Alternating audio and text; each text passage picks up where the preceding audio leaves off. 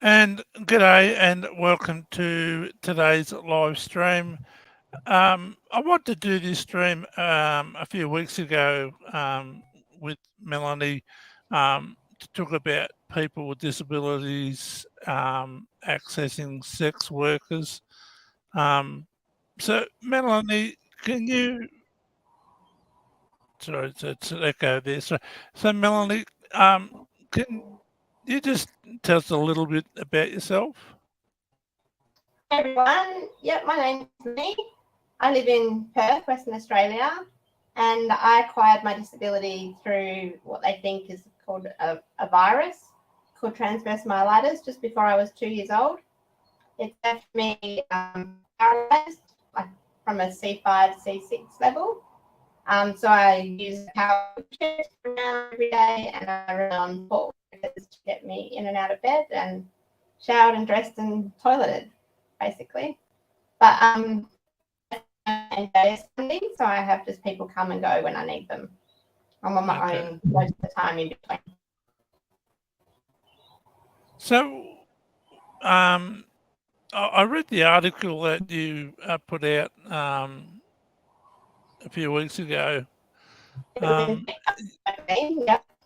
Yeah, and you were talking about there's something happened that you decided at the age of 43 to take that step. So, do you want to just talk a little bit about that? Yeah. Well, growing up, I had three younger brothers, and they all had girlfriends, and two are married now. We've got two daughters. So I'm an auntie, and it just really never crossed my mind.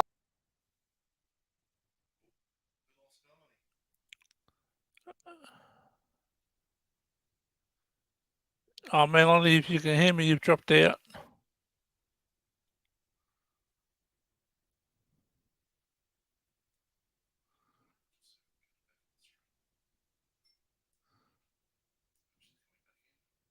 You there, Melanie? Yeah, I don't know what happened then. They kicked me out. Yeah, it just dropped out. Sorry about that. So, um, So anyway, yeah, I'd never had a boyfriend. Never thought I would find a man that was attractive to me. I never knew that I could enjoy bedroom activities or, take part in that. And I also had a conversation during COVID isolation last year when I got COVID for the first time in December with work. Gave me a lot of during my isolation period, and she was massaging my neck because I developed a sore neck sitting up in bed. Because instead of spending all night coughing laying down, I sat up to sleep, and it gave me a really sore neck. And so she was massaging me in the bath, and I told her how it made me feel, and it was really nice the way she touched me. And she said, "Do you know there's disability sex workers out there?" And I said, "Way, how do you know?" And she told me she used to be one. And I don't know, Tracy, as we'll call her. She doesn't want her real name in there. yep. Yeah, it totally surprised me. And Could I just ask you a question? You said you never thought you'd have a boyfriend. Can you explain why you thought that would never happen? I guess as a person with disability, you don't see yourself as a sexual being. I'd never thought my body could be sexy. I never thought I would attract men who thought I, would want to have sex with me. And I just got busy with life and work and my assistant's dog that failed, and all my different hobbies and things. I just never kind of put myself out there to find a guy who might want to be with me. But did And you ever try like going to like nightclubs and pubs and going on the yeah, I've night always scene? gotten about and socializing, but I never wanted. I didn't have the confidence to go up to a guy and ask a guy out, or, flirt with someone. Yeah, it just never crossed my mind that I could do that. And Okay. all this conversation with Tracy during COVID, and she put the little seed in my head, and then I could not stop thinking about it. And I googled disability sex workers in Perth and was surprised when a website of independent escorts came up. And I had several of them, and one of Chase. Yeah, I loved his smile, and some of them didn't show their face at all. And I didn't want to contact someone I couldn't see their face for. And so, yeah, a few days later, I sent Chase an email. He called me in 10 or 15 minutes, and we got chatting, and I booked a session. And you said in that story, the first session, it was like an erotic massage. Yeah. So about what he offered and what I was looking for. I didn't really know what I was looking for. So he suggested the 2-hour erotic massage for the first session at his place. And so I told Tracy I'd done. She was super proud of me and surprised that I'd taken that step, and the day that she could take me. So we put my hoist in the car and drove to his place, and we'd done we'd done a FaceTime video with Chase as well. So I could see the setup of his place and what it was like, and the wheelchair access and the clearance under the table. I need to check for my hoist to fit in. Right. And so on the day, Chase took me and my hoist and got me on the massage table, and then left us to it. So that was sort of like a get to know you sort of session, and just talk about what you wanted in the future or what you hope to achieve, or I had the full erotic massage that day.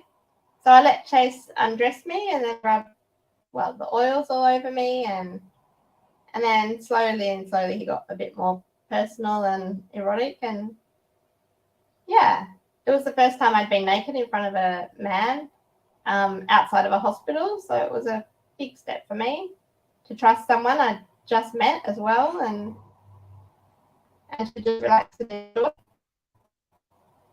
yeah, well, I can only imagine how hard it would be, especially for the first time. Did you talk to your family before you decided to do this? No, not at all.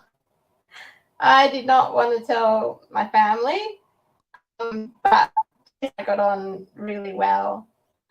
He did state in his profile that he'd done disabled clients before, but I was the first one of such a physical disability that he'd ever had.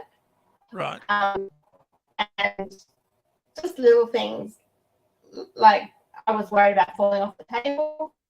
Normally he starts with the lady face down on the massage table, but there was no way I was going to be able to roll on the table and get myself face down. So we compromised, and I got on my side instead.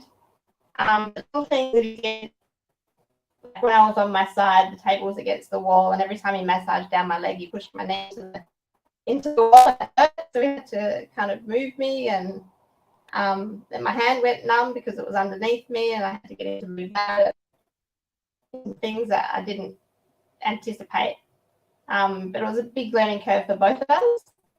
Me in sexual matters and him in disability matters. And I get a lot of spasm in my legs every time they're touched. And he's probably going to kill me for saying this, but I told him that I've got special buttons on my knee, and it just means if you press in the right spot, you can get the spasm to stop. And so I told him he's got to press my buttons, and it worked. And really, he did it as he got me back in my chair afterwards, and he said to me, "How many buttons installed?" And I just started laughing because, of course, they're not real buttons. He thought I'd had surgery to have buttons installed in my legs to stop the spasm. Oh. And, but it's just a pressure that needs to be applied to stop the spasm. And I just laughed so much. And it was a great way to kind of level us.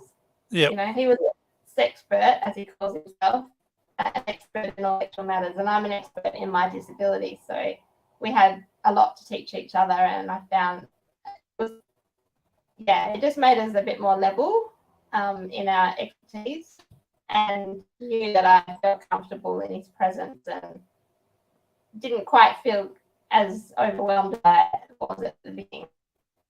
Okay. Presents and Yep.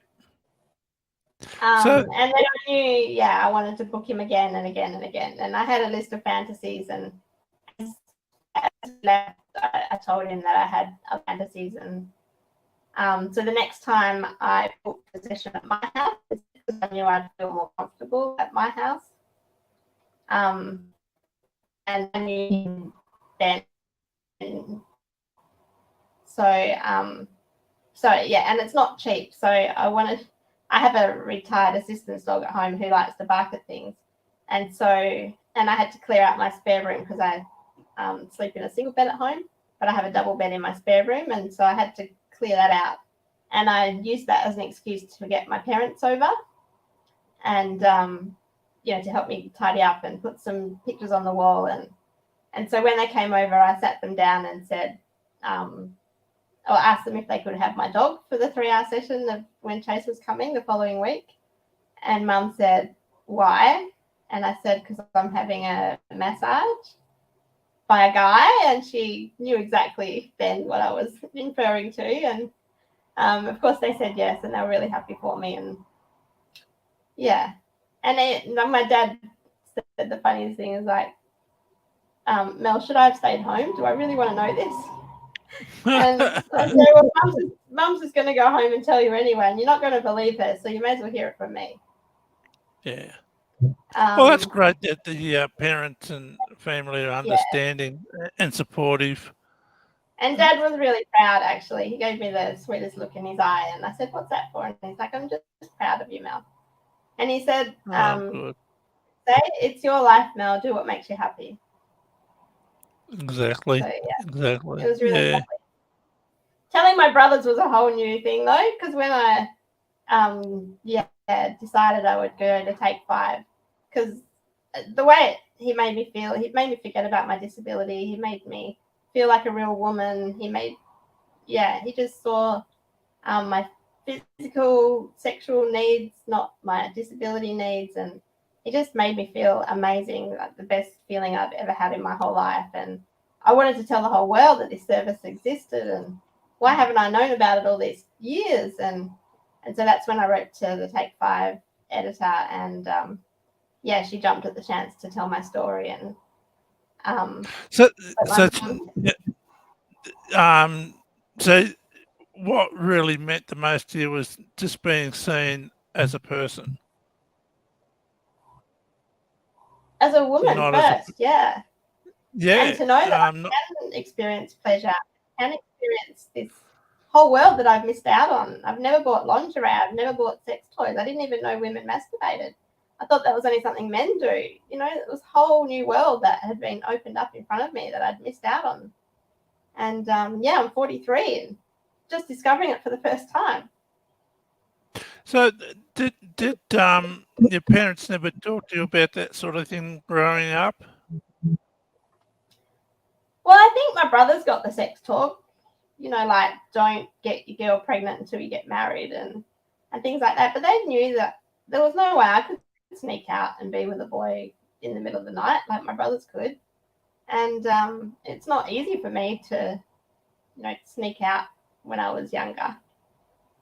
And so it never really got talked about. It was just something, I was academic. I went to uni and I studied hard, and then I've worked part-time jobs ever since, and it's just never been brought to the front of mind. Even my mum said not long ago, I wish she'd known about it to tell me. And that's why I wanted to tell my story. Other people like me must exist, and I wanted to tell them what was possible, and for them not to miss out, because it is incredible. So what benefits now, like physically, emotionally, and mentally, did you get out of it? I've never been happier. You can't stop me smiling. Every time I've booked a session, I've been excited about it coming up, the anticipation, what we're going to do together. But also just, confidence as well. It's been a life-changing experience. for the better. Definitely. Yeah, I never thought because I would go on a date with a guy from an online dating app, and I've been on 3 or 4 now. And I met a really nice guy on Sunday, and we're going to see each other again on Thursday this week. So, yeah, I hope it's everything goes just well I've for never you. had the Then. confidence. Thank you. Yeah, he's really lovely. And I never thought my body would attract a man. You know, I never saw myself as sexy. I never thought anyone would want to kind of go to bed with me. They'd always see my disability as a barrier, and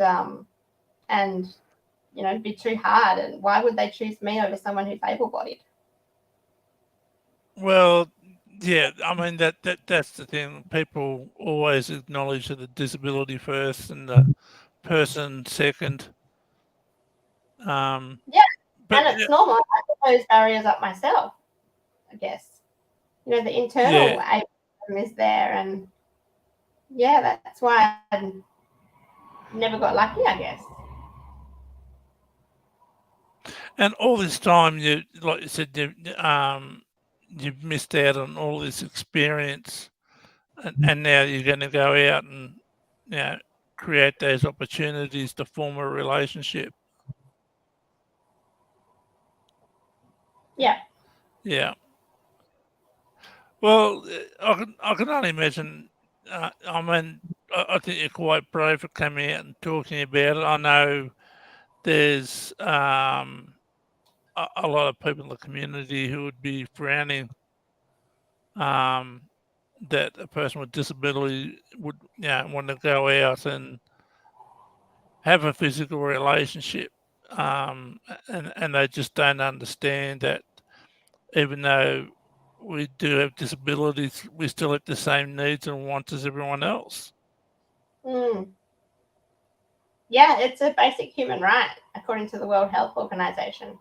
Sexual Yeah, fulfillment, enjoyment is a basic human right. And I think the NDIS should definitely fund escort services. It's terrifying wanting to go home with a guy or telling a guy my address. You know, you hear horror stories about sexual assault and violence and all sorts of things. So to do it in a safe and controlled way with an escort is just so much better for your peace of mind. And, you know, if these guys don't work out, I might have to rely on Chase and other escorts for the rest of my life. By paying for the service, you are in control at all times. And if Chase does something I don't like, I know he'll stop if I say something. And I know if I don't get on with someone, I don't have to book him again. You know, kind of thing. He's a professional. I can trust him 100% from the first day. So you said Chase has had other clients with disabilities. Yeah, Do you know what kind of disabilities they had? mostly intellectual disabilities or autism. Um, Right. he also specializes in people who've had sexual assault or trauma, and working with a sex therapist to overcome that trauma in their physical body and trust men again. So he's got a really caring and giving nature, and he'll do the best for each customer that walks through the door. So has he got a background in social work or anything like that, or? No, he's just a really caring, giving person. There should be more men like him. He's just incredible as a man. And Yeah. I mean, he's gorgeous as well. And yeah, So do you if think? only we could all fall in love with Chase. But yeah, he's a professional. I have to remember that. Yeah. Yeah, and that's probably one of the hard things too, because that's what I wanted to ask you about too. Doing accessing Chase the sex worker. Do you think there should be background checks as well as like guidelines, best practices when people dealing with people with disabilities? Yeah, I did worry that it was a scam at first. And the website that I found him on is an independent escort website. So they like they don't do checks. They're just an advertising avenue for escorts, basically. And I contacted them before my first session with Chase, and they weren't very supportive. But yeah, they just take people's money, I guess, and let them advertise on there. But there's no background checks or anything. And I just had to trust my gut feeling. When Tracy and I went that first day, we had like a safe word. And if either of us felt uncomfortable, we would just have said that and left. But Chase made me feel really comfortable from the very beginning. He's in a secure apartment building, so he had to come down and let us in. And he gave me a kiss on the cheek as soon as he saw me and totally ignored Tracy, which made me feel really at ease that I was the customer and she was just there to support me. And I mean, he acknowledged her and said hi, but yeah. And I didn't know if kissing on the cheek was the way he greeted every woman or just his customers, his clients. So that kind of put me at ease. He knew how to respond and respect a person with a disability, I guess, from the very beginning. And he made me feel welcome and showed me around his apartment and offered me water and just made me feel really at ease. Well, yeah, I mean, I'm really happy for you, but just getting back to my previous question about, you know, having for people working with people with disabilities, especially because this is issues coming up a lot more, especially with the NDIS, with you know, best practices and all that sort of stuff. You know, do you think the sex workers need to be trained on how to interact with people with disabilities? Yeah. After contacting Chase, I did contact an organisation called Touching Base. It's volunteer run out of one of the eastern states, and it's a referral agency for disability sex workers and people looking for them like me. And I contacted them asking if there were other ones in Perth because I didn't want to just meet Chase, of course. I wanted to try others as well before I got too attached to one person. And they provide disability awareness training for sex workers and other services as well. And they have a database of everyone who's completed that training. And so I should have gone through them at first, not just contacted Chase immediately. But it was great knowing that there is that referral agency, and I highly recommended Chase go on their database, and they've since put that on there too. And he's linked that to his website as well, and the fact that I can claim some of his services on NDIS, he's linked that to his website as well. So people know that, yeah, he is. Well, I've given him all the on the job training he needs. And even yesterday we had our 8th session together, and he said, "Oh, if he ever leaves the sex industry, he knows he can fall back on a disability career and work in the care field instead."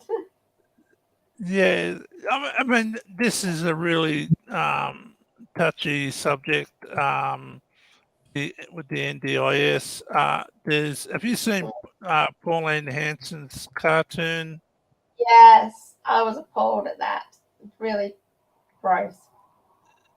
Yeah, I asked her for an interview and she declined. And I got really angry with it because she's totally or deliberately misleading public. Making the NDIS look terrible when it's life-changing, and I couldn't live the way I do without my NDIS funding. It's just been fabulous. So do you mind if I ask, you don't have to answer this, do you pay for the services out of your own pocket and the NDIS pay for the supports to and from? No, so I've seen Chase 8 times now. And the first 4 sessions I paid for myself. I haven't travelled in the last couple of years, and I had some savings, and I thought, why not spend my savings on, and Chase can take me to exotic adventures in my bedroom instead. And then the more I saw Chase and the more confident I grew, the more I was able to, less embarrassed about talking about it.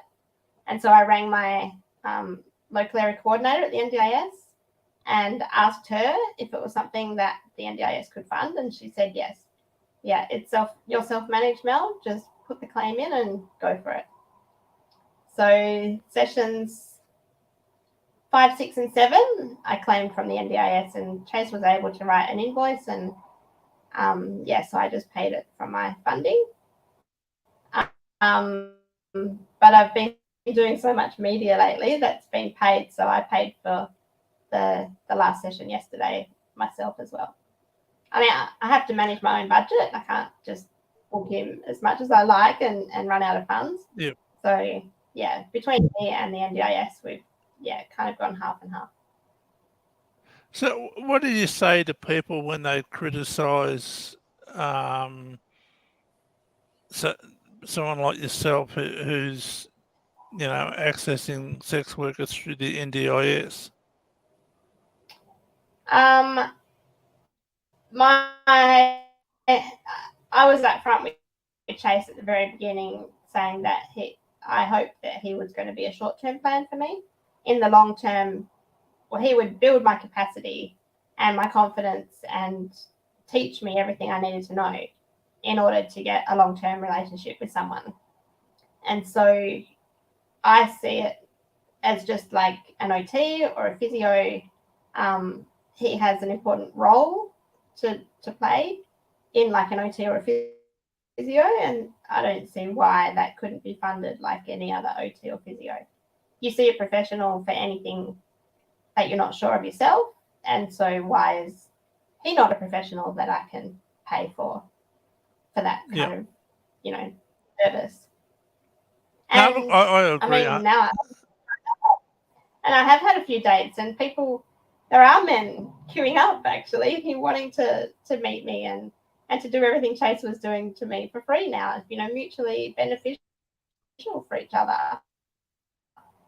And there's no greater feeling of having that power. And I even sent a guy a message today. He's like, "Oh, I'm going to have to put my application in. You've got all these dates now." And he wants to meet me too. I was like, when am I going to find the third guy? And it's I really love having that power now and having to choose between different guys. And yeah, it's quite good. And I only booked Chase yesterday after our 7th session. Was actually 48 hours long, so we spent 2 nights together. And it was just amazing, sleeping in the same bed together. I'd never shared a bed with anyone, and waking up beside somebody and having breakfast in bed and doing all the normal things that you would in a relationship.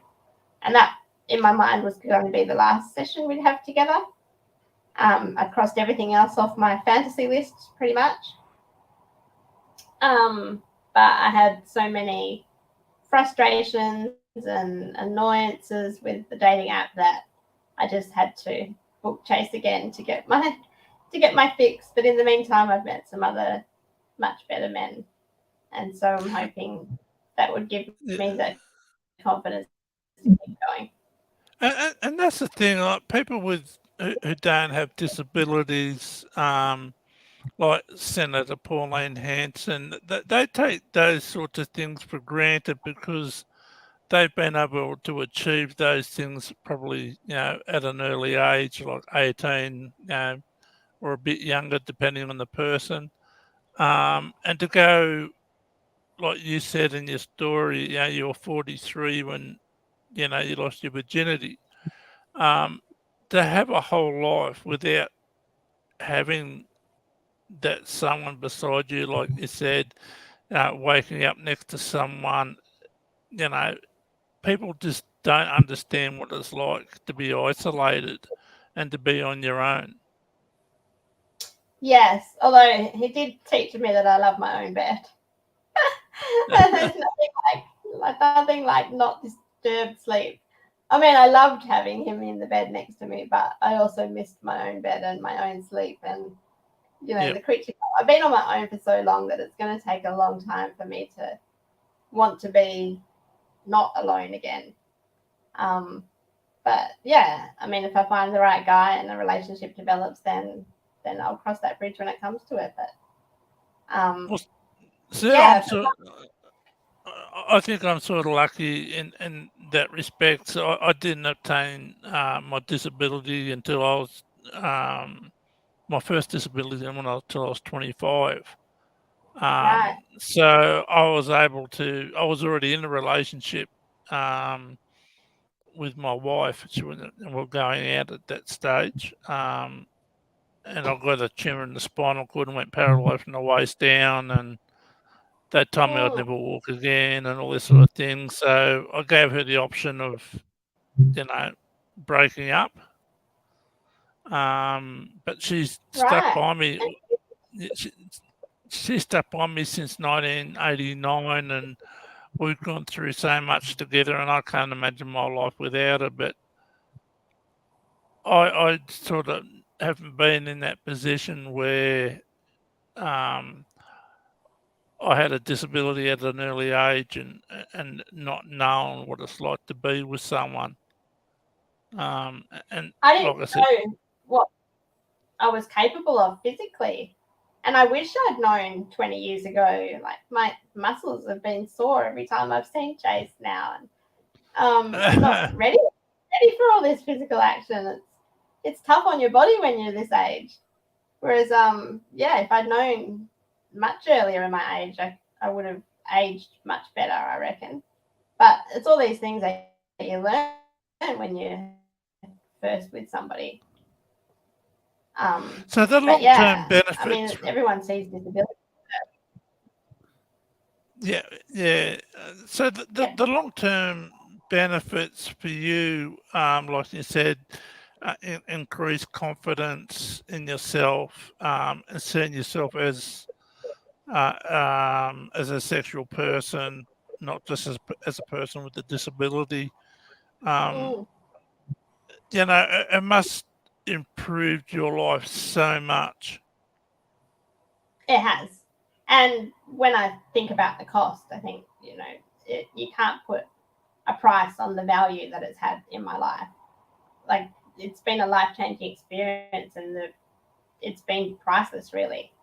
I mean, how do you put a value on seeing yourself as somebody different and having a whole new outlook for the rest of your future now? And it's just been amazing to think that it's, yeah, in such a short time too. I only met him on the 7th of January, and what is it now? It's only early May, so not even 4 months, and I've gone from no experience to, yeah, and no knowledge to, from 0 to 100 in that short time. And do you think that's giving you the confidence to seek out that long-term relationship, like you started dating other people? Yeah, my mum calls me a horny teenager now in my 40s. And once I've had a taste, I can't not get it out of my mind now. I just want more. I'm making up for lost Uh, time. I don't blame you. I don't blame you. But at this age, it's hard because any single man in his late 30s or early 40s has usually just left a long term relationship. They've got kids, his whole world is turned upside down. And here I am being a confident, positive person. And it's a complete contrast to the types of men that are out there at my age. So I wish I'd known even 10 or 15 years ago that I could be this person. But that confidence that you have now, that does attract other people, the opposite sex. But Yeah. at my age, there's not many single men who, yeah, like I met a really nice guy, but his whole world had just turned upside down. He was now living with his brother because he's separated from his wife, and he was in a really dark place. And when he met me, I think I intimidated him a bit because I was positive and happy and excited, and yeah, it was unfortunate that the types of men that are single now at our age are not the happy, positive people that I want to attract. But I'll get there.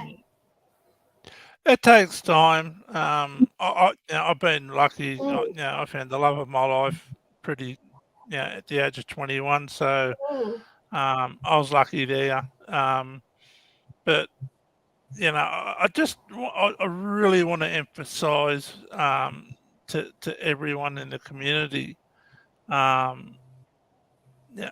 the benefits. It's not just seeing a sex worker like you would see, like at King's Cross in Sydney, where there's prostitutes and all that everywhere. It's seedy and all that sort of thing. It's like you've done it. It's increased your confidence. It's increased your quality of life, your outlook on life. It's increased your or improved the way you see people around you now. Yeah, it's given me lots and lots to talk about. I tell you that. With all my support workers, there's never a dull moment now in conversation. Yeah, but yeah, Also, I think I'm going to say it's not just the sex. Like, the sex wasn't even on my fantasy list. I thought sex would be done just between two people who love each other. I did not intend to have sex with Chase at all during our sessions at the very beginning. There was other things, like I wanted to be held and dance with him. I wanted to have a bath with him. I wanted to, what else was on my list? Yeah, I wanted to sleep with him. I wanted to be kissed. I'd never been kissed on the lips before by a guy. All those little things that I wanted to cross off. It was not about the sex at all. It was just wanting to be desired and wanting to know that someone could love me for who I am. And all those little moments. Like, I loved the way he flirted with me at the beginning. He'd rub his hand up my leg and under my skirt and feed me strawberries dipped in chocolate. And a few times I think he deliberately spilt champagne, when he gave me a glass of champagne, and so he could lick it off my chin and down my neck. And, all those cute things that I'm sure he did it deliberately several times in a row. But yeah, it's all those things that made my, my body quiver and got my heart fluttering, and all those little things now that I really enjoy and that I don't take for granted because I don't know when the next one's going to happen. Yeah. Yeah, and that's what I say. If you've gone through your whole life without those experiences, you feel isolated. Even though you have people around you, you still feel isolated and alone, and you don't feel complete. I put it that way. Yeah, and it's hard, I guess, knowing that my friends have got married and had kids, and my brothers too, and I just thought it was something I'd never get to experience, and I'm glad now, and I never knew what I was missing out on. So, do you think if you found someone in the next year or two, you might have kids, or? No, it's too late. I had a hysterectomy in 2019, so no. Okay. Yeah, but it means I don't have to worry about birth control, so that's a bonus. Yeah. My gynecologist, because I couldn't manage my periods, and they were getting heavier as I got older, and it was just the pain causing UTIs and all sorts of nasty problems. So when they did the surgery, I said, okay, let's do it. It's great not having to worry about periods now, and not even birth control now. I mean, I do have to practice safe sex. I don't want an STI or anything. But yeah, I don't have to worry about that, at least. So, what's the you've told your family and all that sort of thing. What about people in the community that hear about what you've done and how you've accessed Chase? Do you get people? Yeah, I've had messages through Facebook and Instagram from complete strangers who read my story online, and they've been really, really heartwarming and told me that I was very brave and thanking me for telling my story, and they really resonated with the message in it. And I expected backlash. I was really worried about having my surname in there and my location, and the trolls that would be on there. But even when news.com.au picked it up, and there was 24 comments on there, and there was only one negative comment out of the 24, and it just said, "I hope taxpayers aren't funding this." And that's their opinion. That's fine. There's a lot of people who think that, but yeah, we've spoken about the benefits, and 1 out of 24 is not bad, I think. I think I think that's really good. But it's that minority. I wanted to do this stream a few weeks ago, but I've got talking to a few people, and I've learned a few things. That there are people working in the background trying to stop this from happening. And that's why I called off the first time I wanted to do it.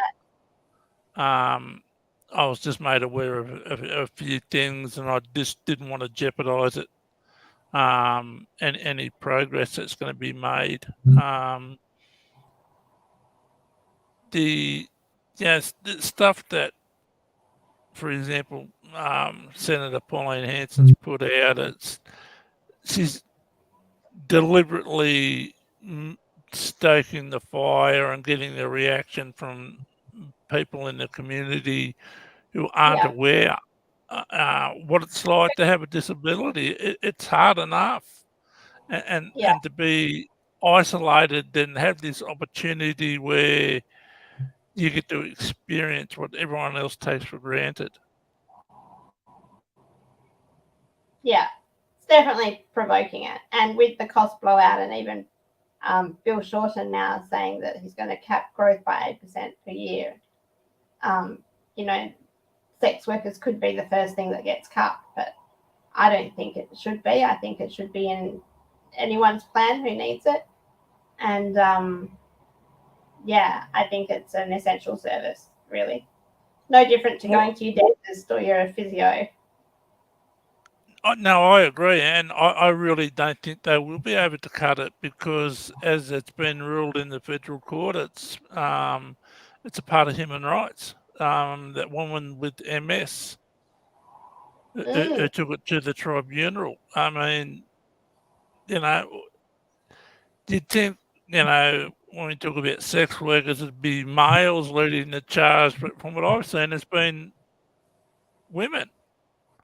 I think it's more socially acceptable for a man to visit a brothel or a sex worker. But I'm just glad people like Chase are in the industry, because, I wouldn't have known where to go otherwise.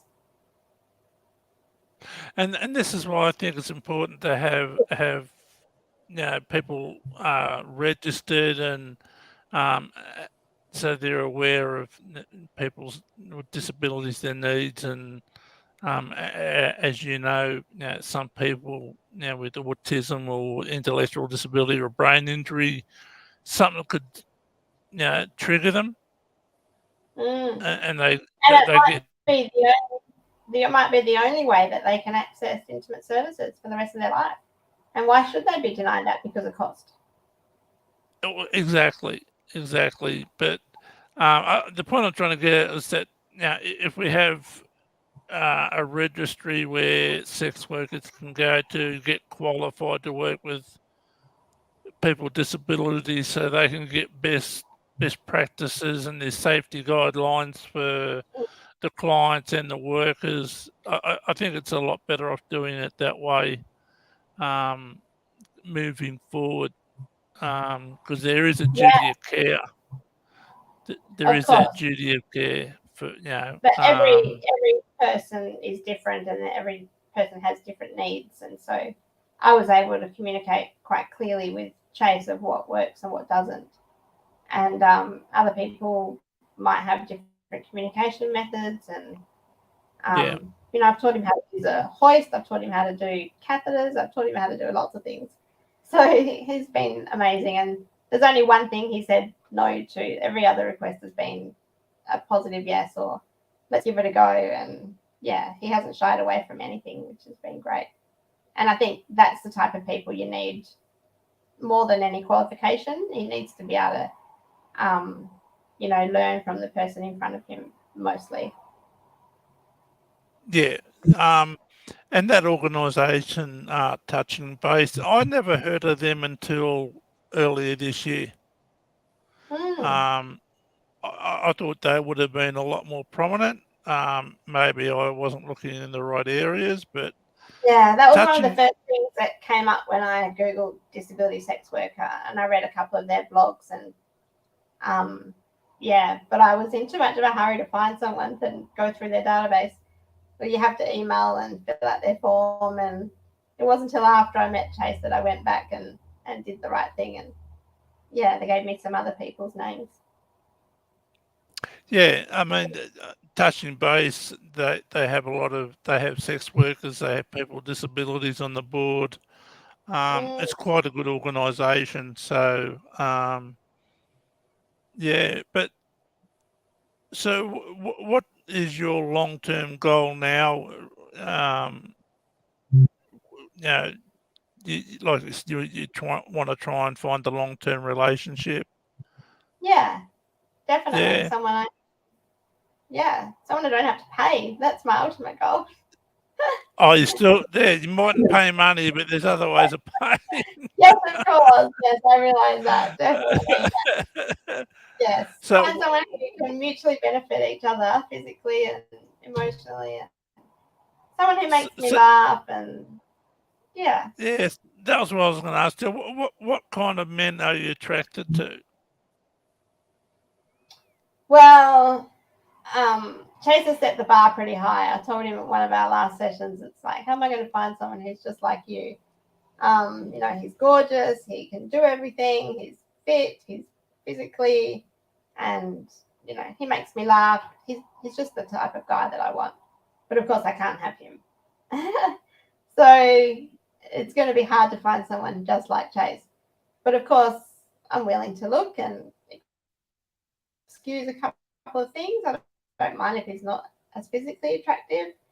But someone who can get on with me really well, make me laugh, good sense of humor, is respectful, trustworthy, kind, gentle, takes things, in their stride, isn't scared of my disability. Lots of different qualities. I guess I don't know until I meet someone. Definitely not someone with bad teeth or prickly lips. I had a date with a 60-year-old guy, and he gave me the quickest peck on the lips. And my lips hurt for like 5 like that. Well, I haven't shaved for a day or so, but I hate shaving. I've been doing it for not too long. He obviously didn't know how to kiss without it hurting me. And oh my goodness, it's like needles. So I warn people now, if they're going to kiss me, make sure they're not prickly. Yeah, my wife, she likes it when I shave. Yeah. So, in the past, growing up with the disability, did you go to a normal high school and? Yeah. So, how were you treated there, like in high school? Like from other people, especially boys. How did they treat you? I guess they just saw me as any other student. I didn't let my disability stop me doing much at all. I knew that I wanted to be a Japanese interpreter when I left, and so I was always studying Japanese, and I knew that I was going to go to Japan, and I went during my university years. But I had some close friends, not a lot of friends, but some close ones, and only one or two were male. Do you think having a disability, do you think in your experience, does that intimidate other people, or does it put them off? I think it scares them. But not comfortable asking personal questions, and I guess things take longer. Yeah, and especially at that age, they just want to get on with it, I guess, and Yeah. not have to worry about helping someone and then just time gets in the way and they leave school and you get jobs and you part your ways and you don't see them again really. So you said you're a Japanese interpreter, is that right? Well, I did Japanese at high school and then 4 years at uni and spent a year in Japan when I was 19. So, Yep. yeah. I did meet a guy over there who I quite was fond of, but it just wasn't the done thing in Japanese culture to date a foreigner and then let alone have a disability. So he got, there was a lot of gossip going around about why he was having feelings for me, and we just kind of drifted apart because of all the gossip around us, unfortunately. And I'd love to know where he is now, all these years later, but I don't have much contact. I mean, I've talked to people in the past and who don't have disabilities, and I've explained to them, years ago, people with disabilities were left out in the wilderness to die. Then they were put in institutions and all this sort of thing, and this is why it's so scary for a lot of people because. I'll give you a perfect example. I was out where I live. It was about 5 or 6 years ago. I was walking with someone, and this guy walked up and he said to my mobility instructor, he walked up to her and said to her, "Oh, I seen him the other day down near Woolworths. Is he allowed out by himself?" Oh, what? Yeah. And she goes, "Well, yeah." And he goes, "Oh, so he's allowed out?" And she goes, "Yeah." And he just turned around. Yeah, well, about 10 minutes later, we were walking back and I started chuckling to myself. And she said, "What are you laughing at?" I said, that dickhead wanting to know if I was allowed out by myself. And she said, "Oh, he's just over there." I said, "I don't care if you can hear me. He's a dickhead." But, we still have people in the community who see people with disabilities as someone who should be put in a corner. Well, you get, you're so great. You're such an inspiration. It's like I'm getting on a bus and I'm going to work. How is that different to anyone else? Yeah. I've got multiple disabilities. One of them's, I lost my sight through MS in 98. And I said, "Oh, you're so brave, and you should be proud of yourself, and it's so wonderful." I go, "No. I'm just like everyone else. I get up in the morning, put one foot in front of the other, and just do what I need to do to get through the day." Yeah. But what you've done here today, and with talking about your experiences accessing the sex worker, I actually do think it's brave, and I'm not saying that to be patronising. Say because brave or crazy, a bit of both, I think. I didn't expect the reaction worldwide. I had a journalist from the Norwegian newspaper contact me, and I did a podcast last week for the BBC, and it's just like, how has my sex life gone from private matter to worldwide news now? So I think I am a bit crazy for wanting to tell the world that it's such an important message, and there must be the need for it, the hunger for it, because nobody's talking about sex with disability. And I thought, if nobody else is talking, I have to be the spokesperson. Well, somebody's got to do it. I always say that, people who have disabilities now, we have to make it easier for all those people who are going to follow in our footsteps. And if we don't, we fail them. But what was the interview like with the BBC? Were they receptive or? Yeah, really keen. And yeah, the two presenters both had disabilities. One was blind, the other has muscular dystrophy, I think, is a wheelchair user. And yeah, they were really excited. And Chase was keen to be in it with me, and it was a great conversation. And they Oh, did cut a good. few things out. It wasn't live, unfortunately. They cut a few things out, like how important it was for disability services to fund escorts and sex workers. Um, but yeah, I mean, they had to fit it into the allocated time, so not everything could go in. Yeah. But yeah, they're So going to write up an article for the BBC News site now, so it could get even bigger.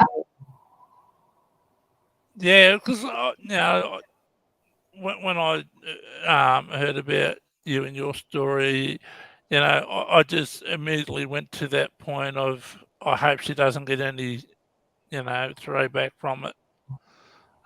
Putting yourself out there with your I had to name. get from work because I'm a state government employee, and I went through our code of conduct and our media policy, and it said if you go into the media with your personal story, get permission from our media manager. And I went, oh no, he's a man.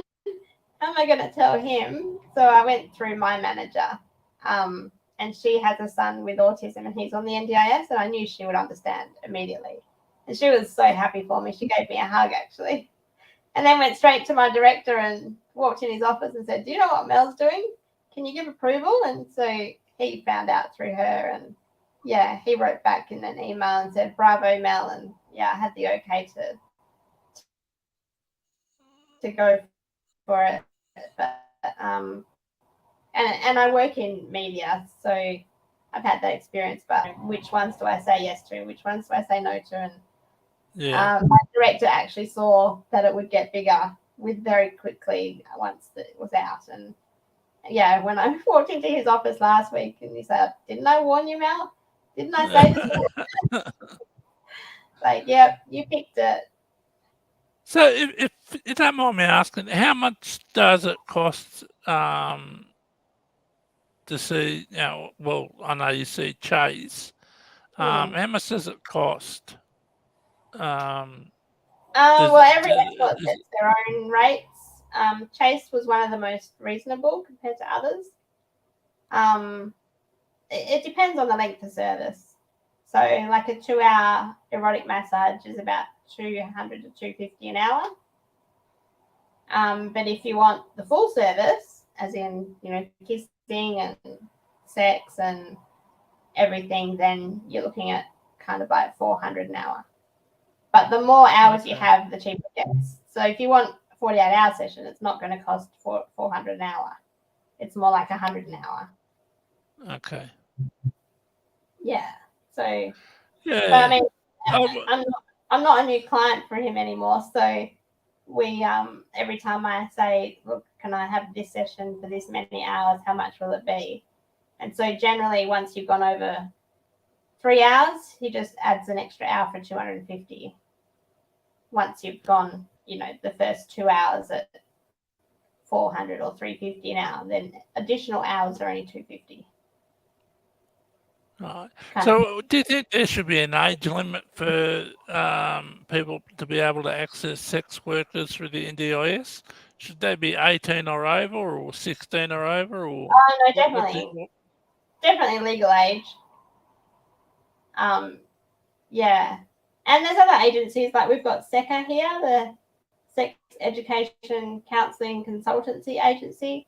So they support, I guess, puberty upwards for people with disabilities or disabilities. So I contacted them afterwards and wanted to find out all the bits and pieces. So I've been working with somebody there, and OTs and stuff to look at different things and educate Chase on what they've suggested. And yeah, so there's other agencies around, but if you want, I guess, the sexual contact, then you definitely need someone like Chase.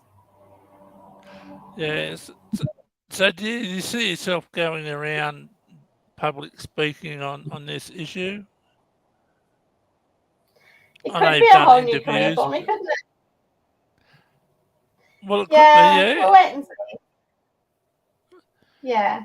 I said to him yesterday, I actually went for a ride in his V8 Holden Commodore Ute, and that said that because I'm a writer and I went to a writing retreat last weekend, and somebody there said it could become a bestseller if I wrote about my experience, and you could see the movie even playing out, and it could become bigger than anything that I imagined. But yeah, I just have to write the book and see where it goes. Who would you get if you had to pick someone to play you in a movie? Who would you pick? Oh no, I'd play myself. Oh, But okay. I want to pick a Hemsworth brother or somebody, to play the Chase. Well, Chase could play himself anyway. We could reenact it all together. I'm sure we could. Plenty of If rehearsals. they could afford him. If they could afford him for acting in it. Although it's probably cheaper than a Hemsworth brother, wouldn't he? Ah, well, Hemsworth, they seem to be in everything lately, so yeah, you probably have a good chance of getting one. It was funny at the retreat for an icebreaker exercise on the first night. We all got a different question handed out to us, and mine was a boring question. What was your favourite book and why? But the girl next to me, she's a close friend of mine, and we see each other quite regularly for catch-ups and writing. She's studying creative writing and has been a great mentor to me. And she got, if you were to write a play, what would it be about and what would it be called? And she couldn't think of anything, but I was sitting next to her, and so she wrote, a disabled woman hires an escort, and she called it Melting into His Arms. Yeah. Of course, Mel being Melanie, but yeah. we went around the room and she was before me, and everyone laughed. And like, how am I going to top that now?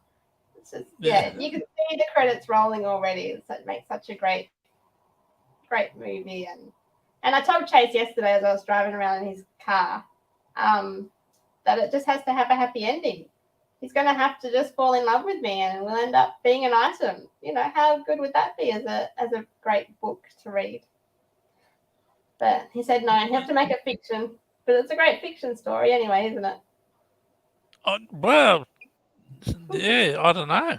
I think your story as it is, like I said, I'd say it'd sell a few copies. Yes. Well, they reckon it was going to be a bestseller, and I've written about the first 5 sessions we had. I got lost track and spent too long on dating apps and haven't written about the last 3 yet. Okay. Well, you might find. Sorry? They're all still fresh in my mind. Like, I just think back to all those happy memories that we've made, and to think that I've missed out on my life. It's just, it always brings back a smile. In fact, I wrote a limerick for Chase yesterday. Do you want to hear it? Yeah, please. Yep.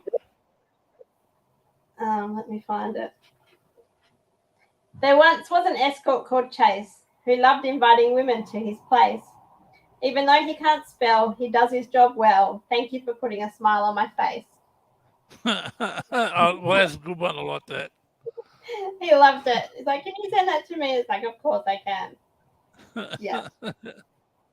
I'm not so good at writing poetry, but yeah, I had to do something for what could have been our last session together. So yeah, it made him chuckle. He's got the worst spelling.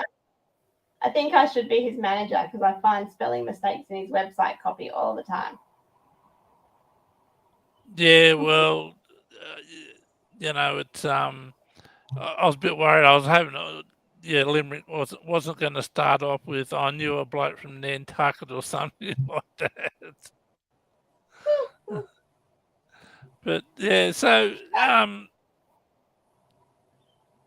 you're when you look back on all the things you missed out on, what would you say to a young person, who's in a similar position and wants advice? What would you say to that person?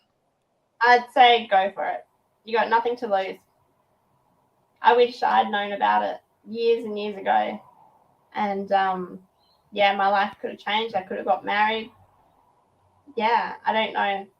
I don't know if I want to get married now, but I mean, if I found the love of my life, then possibly. But yeah, definitely to a younger version of me or someone who liked me, definitely got nothing to lose. You might go along and hate it, and that's why I went to my first session. If I don't like it, well, you know, I've only lost $400 and 2 hours of my life. But if I love it, then I've got heaps and heaps to gain. And you just got to do it. Just pull the pin and try it. Well, so what would you say to a young guy with a disability who's thinking about it? Same thing? Same thing. Yeah, it's no different, male or female.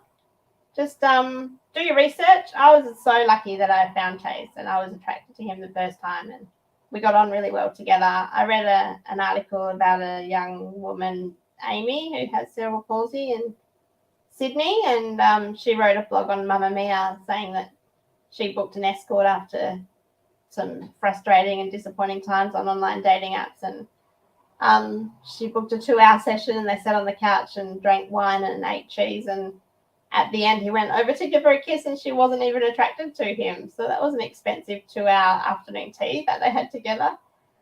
Yeah. So I've been really, really lucky with Chase that we have had great times and we have got on well together, and yeah, that I am attracted to him and he seems to be attracted to me. Well, he does his job very well and plays the part that he is.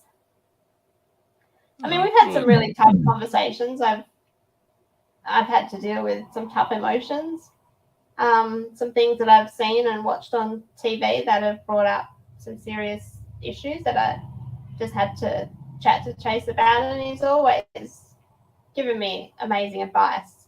Like, have you seen The Latecomers on SBS On Demand? No, I don't watch much free-to-air TV. Yeah, no, I don't normally, but yeah, you can watch it online, and it's a great show about 2 people with cerebral palsy finding love. And in episode 5, the guy with cerebral palsy gets really drunk and says to the girl with cerebral palsy that she's unfuckable, if I'm allowed to use that word. Yeah, and, right. And it kind of, you know, he was drunk and it was really a mean thing to say and he shouldn't have said it. But it really hit my heart in the middle, and to think that I have been alone all these years because people think that about women with disabilities, that we are, you know, unattractive and unable to enjoy sex. And it really stirred up some things inside me that I just had to talk to Chase about. And he was really great, and he did his homework and watched the show and understood completely where it was coming from, and the fact that he didn't mean it, but you know, there are people out there who think that still. And he said he doesn't think there's anyone who is I have to say it again, don't I? There's nobody in the world that he wouldn't want to have sex with unless they're under 16. He put that in, and they're a girl. He doesn't do men. But he says everybody deserves to feel it, and everybody is sexy in its own way, and it doesn't matter what kind of disability you have or issues you have, there is somebody out there, and he 100% guarantees that I will find someone. So yeah, and I was really scared of going on online dating apps and finding people who just want to fulfill their fetish on having sex with a disability, a person with a disability, and I don't want to be fetishized and, you know, and just as a trophy kind of thing for people. But then he flipped it around and said, well, if he's attracted to only Asian women, is that not a fetish? You know, if he's only attracted to blondes, is that not a fetish? You know, we all want to be desired, and to have a fetish with somebody and be that desirable to that sort of person, we all want that, he says. So, you know, well, he's absolutely right. 100% agree with everything he said. There's a comedian, Isaac Butterfield. I don't know whether you've heard of him or not. a few months ago, it was last year, he did like a 10-minute thing on there was a young girl from somewhere like a South American country. Sorry. She had Down syndrome, and she was on the cover of Victoria's Secret. And he said, "I just can't stand the thought of, sexualizing someone with a disability." But like Chase said, there are people out there who would find that girl attractive, and if she's aware of what sex is, and is aware of her own sexuality and understands what it means, then why not? Yeah.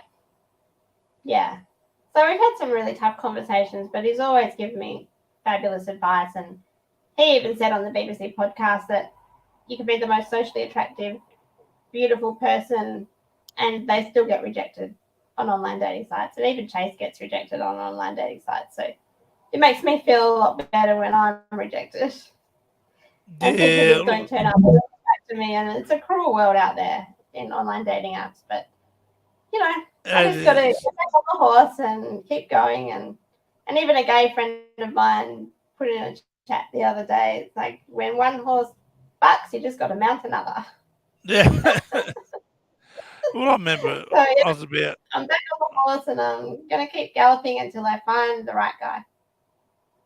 Oh, well, I hope you find him. I think, everyone deserves to be happy, and I think what you've done and what you said today is, I'm really happy that you've done it, not just for yourself, but for all people with disabilities.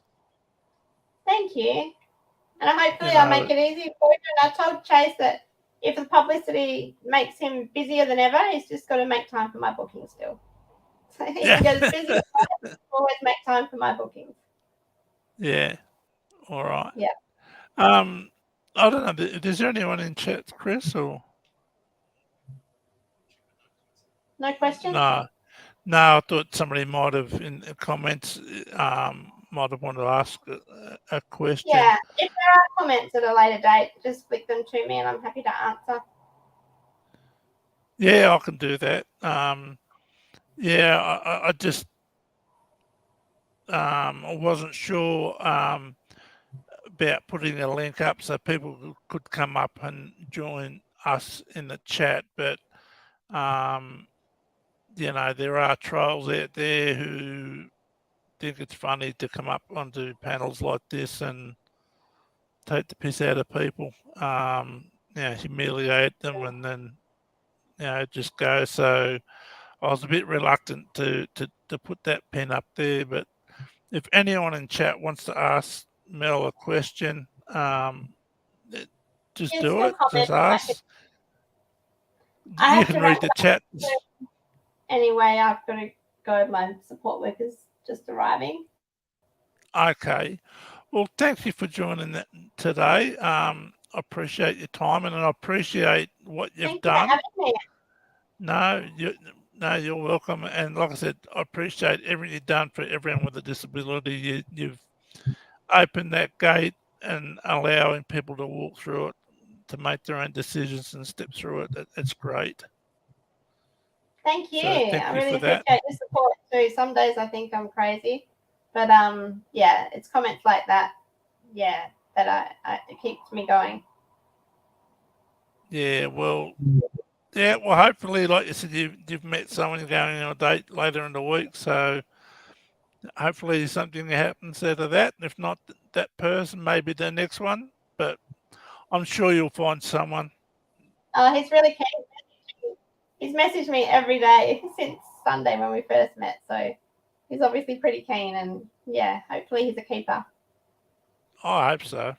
I hope so for you, but even if he's not, just keep looking. You will find someone. Like I said, I was lucky. I found my the love of my life pretty quick. So I was lucky in that way. But I've got family members who've been to, multiple people and still not happy. So, but thank Yeah. you for doing this today, Mel, and putting your message out there, and hopefully it gives other people confidence to do the same thing. And for all those people like Senator Pauline Hanson, just take a deep breath and blow it out your ass. Yeah. I wish you could come and Yeah. taste for herself. Maybe I'll have to do that. Well, yeah. Well, I did ask her for an interview, but she declined. She likes to hide behind Parliament privilege Well, and cartoons She doesn't and deserve anyone's thoughts, does she? no. I thought what she done was terrible. It really Yeah. portrayed people with disabilities in a poor light.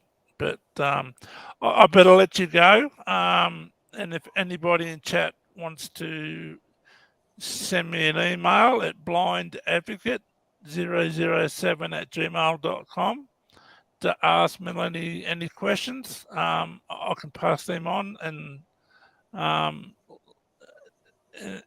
I can let Melanie give you a response back. So, all right. Well, thank you for that today, Mel. I really do appreciate your time, and I really appreciate you doing what you've done. It's a huge step forward. Thank you so much. All right. Well, you have a good Bye. day, and I'll talk to you another time, hopefully. Yes. I'll come back on when I have found love. How about that? Update everyone. Yeah, that sounds good. Okay. Thanks, Mel. Thank you. Bye. Okay. Bye. Well, that was